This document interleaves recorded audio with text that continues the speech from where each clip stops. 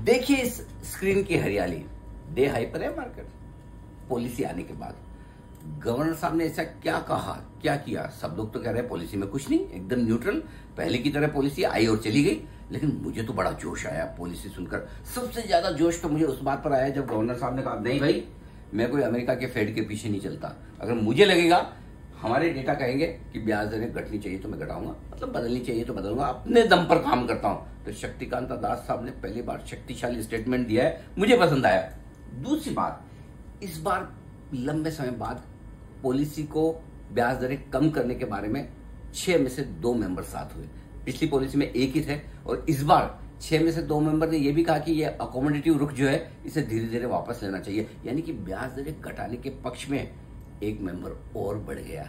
तीसरी बात, इस साल हमारी जीडीपी ग्रोथ हुई 8.2% और अगले साल के लिए गवर्नर साहब ने टारगेट दिया 7.2% का लक्ष्य उनका है, यानी 1% कम।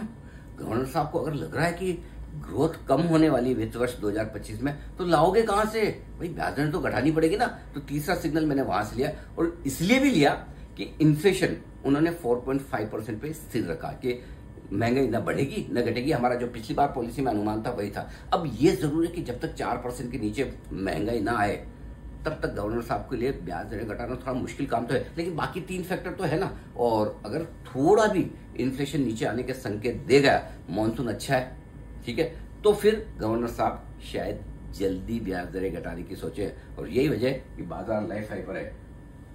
एक चीज पर फोकस करिएगा, निफ्टी 23,125, बैंक निफ्टी 49,700, ये पार निकल कर टिके ना,